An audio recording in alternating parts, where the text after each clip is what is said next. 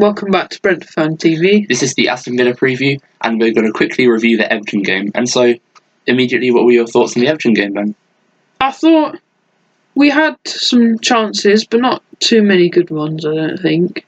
I think overall, it's a fair result, I'd say.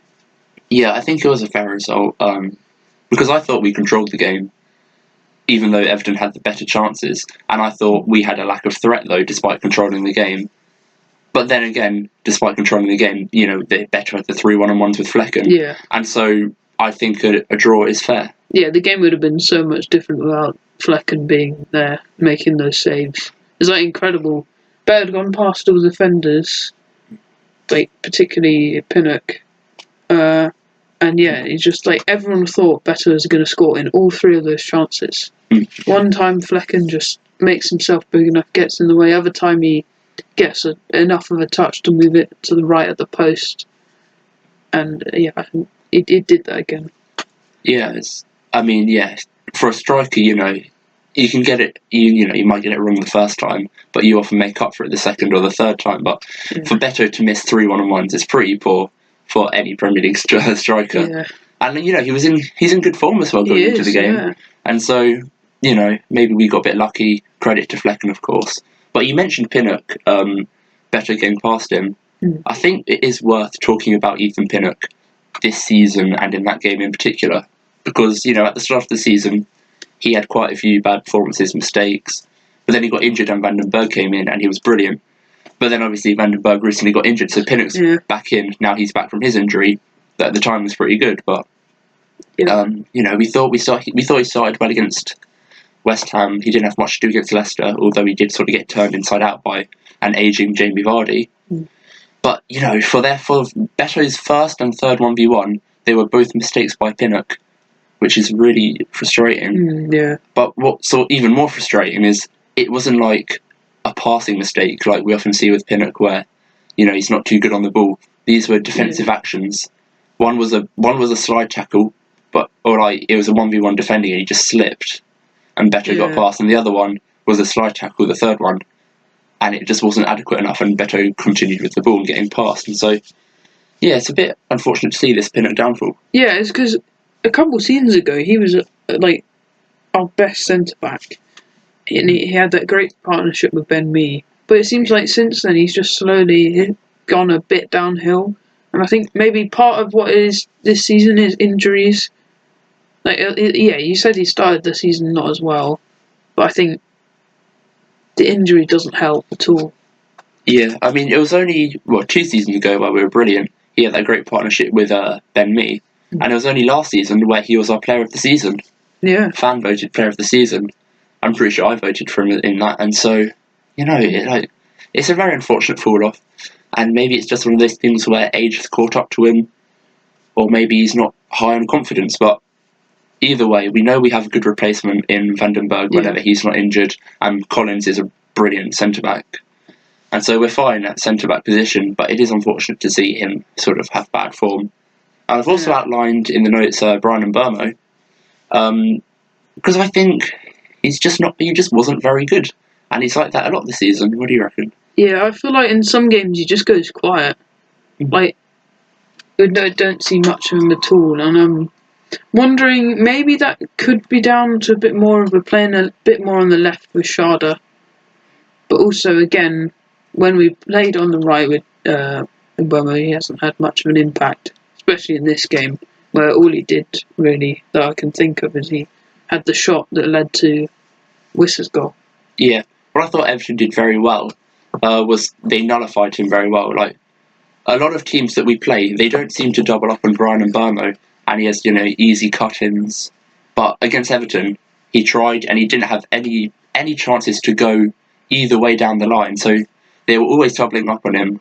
There was always the backup person to cover in case they did. And so I thought Everton defensively did very well that game, and they nullified Brian really well. And so it is partly down to good defending and a well set up Everton team. Yeah, I can think of a couple other games where Mbeumo has been doubled up on as well, and he hasn't done very well. Yeah, but then thinking of the Everton game, I thought Sharda was better than Brian. If we're comparing the wingers, Brian Mbeumo's miles above Kevin Schade. But recently, Kevin Schade's been in good form. Yeah. I remember, especially in that first half, he was causing a lot of chaos for the Everton defence. Yeah, he'd taken on their defence, trying to dribble past them. Yeah. And it was really exciting to see. Yeah, I thought, I can't remember, there was just one moment where I think he sort of had really tidy feet, got past 2 or 3 players, and got a cross off, which probably was blocked. But yeah, I think, Kevin Schade's form is really, really promising. Brian Mbeumo, obviously, he's a bit off and on. And I can't remember his name, I think it's Mike 5 and Live, a Brentford fan content creator. He said when Brian Mbeumo gets that big 6 move, if it does happen, the fans of that team will probably end up a bit frustrated that he's not that consistent. Maybe he'd be more consistent with a better team, more chances throughout a game. But for us, he's not that consistent, and so, I don't know, maybe he'll be, found out if he were to go to a better team and, more of a spotlight. Yeah, maybe. I'm not too sure. I just think sometimes, I don't know, actually, to be honest. I was about to say sometimes he doesn't do the right thing, but he obviously knows more about playing as a winger than me. Because he plays professional football, so I'm just not going to say anything because I don't know. I don't know enough. And then I think the only other sort of interesting point on a Brentford point of view from the Everton game was our disallowed goal. It was Wister's second, it would have been, but it was, the disallowed goal where, I can't remember exactly how it went, but I remember it was a brilliant pass from Damsgaard to Kino Spotter. And Kino Spotter sort of got away from the keeper, turned around. And I think he should have got the shot off, and he had probably most of the goal to aim at, and it would have been a really good goal, assist of the season for Damsgaard. But instead, Kino Spotter finds the pass to Wister. And I'll give it to him, it was a really good pass. Yeah. But it just didn't count because it went down as offside. And I remember when it happened, I thought, surely it'll get overturned, VAR easily overturn it. I said it in the vlog. But I'll quickly paint a picture for you. This is the goal line. There's a defender on the line. Then there's Pickford. Between the defender on the line and Pickford, there's Wister. And then Kino Spotter's in front of Pickford. Kino Spotter passed it to Wister, but because the ball went to Wister, who's behind the goalkeeper, it counts as offside, even though they have a player on the line. And I think I knew the rule, but I completely forgot it was a rule. And I don't know, it felt like sort of what the world's against us kind of moment. And so, Yeah, it's just a bit frustrating. And really especially if that goal went in, we'd have been 2-0 up and the game's done. Because not long after that, Everton then got the equaliser. Yeah. But yeah, I don't think there's much else to say on the Everton game. Overall, I think it was, it wasn't our best of performances, but it's a point at the end of the day, and we have to thank Flecken for, the 3 saves, and maybe we should see it as more of a point gained than 2 lost. Moving on to Villa, and they're in great form at the minute. Yesterday they won 3-1 in the Champions League to Club Brugge, including a goal from their new signing Marco Asensio. Yeah, we've got to take our hats off to Villa. It's a really good away win in the Champions League. And yeah, speaking of Asensio, we should really talk about Asensio, Rashford, Malen, the front 3 that they've brought in January. That's better than most teams' front 3. Yeah, and that's all in one window, albeit 2 loaned in. But I don't know, I think Asensio's on 5 goals in 7 games, Rashford's getting assists, Marlon's playing well.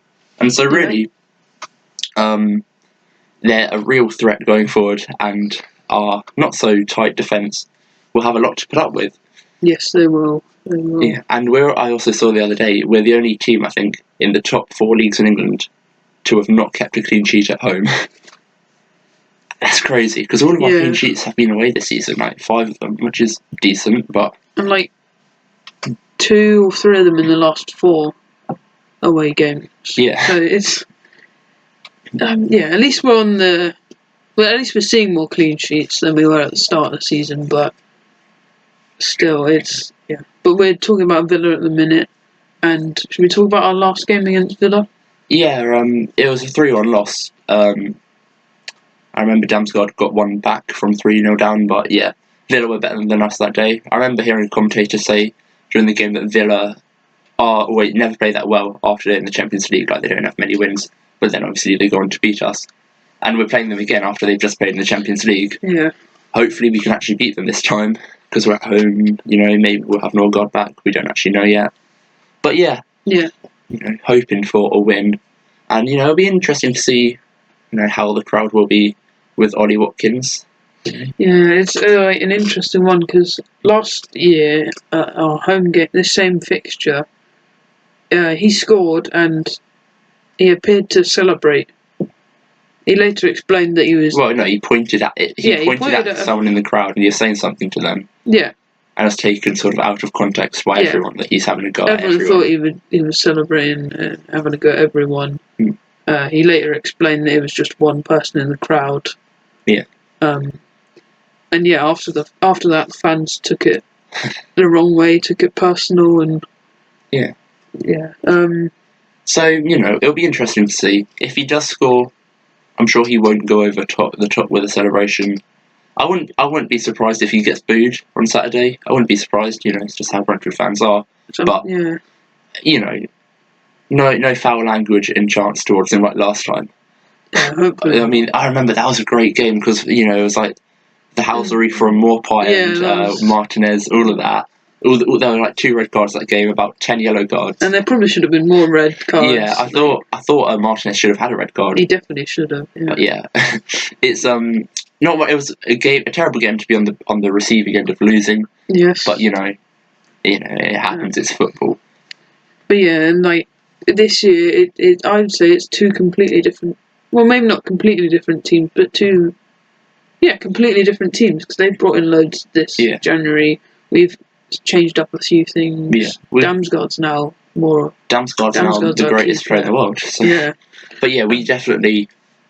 Our starting 11 will be better than that game, right? Yes, because we won't need to be starting more by. We still don't have fullbacks for this game. We're going to be playing a left winger at left back and probably a centre back at right back. Whereas in that game, it was probably like a cam it was probably a centre back at right back and like a cam at fullback probably. But at least this time, these 2 have had enough experience playing fullbacks. Yeah, I mean KLP, he's incredible at fullback. He is really good. Yeah. So I think it's time for us to go into Brentford's predicted 11. Yes. I'll start us off. Obviously, we're going to go Flecken in goal. And then in defence, we've gone with Aya, Collins, Pinnock and Keenum's Potter. Not much really to say there. No, it's the same back 4 as previous game. And other than Pinnock, because Vandenberg's injured, it's the same as the previous few games before that as well. And as we've mentioned, no actual fullbacks, but they've got enough experience there now. The midfield now, we're going to predict Janelt, Norgard, Damsgaard. I think Jensen, I can't remember if his injury is only a 1-week thing or a few-week thing, but he wasn't involved in the last match week, and recording on Wednesday, we haven't got information if he will be available. Same with Norgard, he missed last game due to concussion. I'm not sure if it's like he was actually concussed and he physically wouldn't have been able to play, to not do damage, or is it just like the precaution of you can't play within however many days of concussion? And so honestly, we're not sure if Norgard will be available either. So if Norgard isn't available, it'll probably be Janelt at CDM, and then Yarmulke will come in for Norgard and sort of play Janelt's role. I'm really hoping Norgard will be. I really hope Norgard will be back because he's a major part of our team and he's a really big loss when he's out. Yeah, we're completely different. You can see it every game he's not played versus every game he's played. We've had much better build up and I guess because build up and defence is a lot better. But moving on to front 3, again it's the exact same front 3 of Brian Mbeumo, Johan Visser and Kevin Schade. Yeah, it's not much to say there. There are best 3 in the front 3. Obviously Nunes Thiago injured still, and the other winger KLP, we're playing him at fullback, and so it's sort of our only choice. Yeah. But obviously I'm not going to complain with that front 3. So time for our predictions. Would you like to go first? Usually I'd be over optimistic with games and I'd predict a win. I would literally predict a win against City away, which is not going to happen. So this time I've decided to think about it quite rationally. As they're in good form, they're going to beat us 2-0, I think. I don't want it to happen, but I just see it lightly, especially with our home form as well. Yeah. I've gone very optimistic.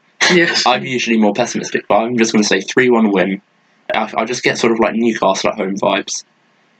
That was our last win at home, That by was the a way. great- That was all the yeah. way back in December. We're in March right now.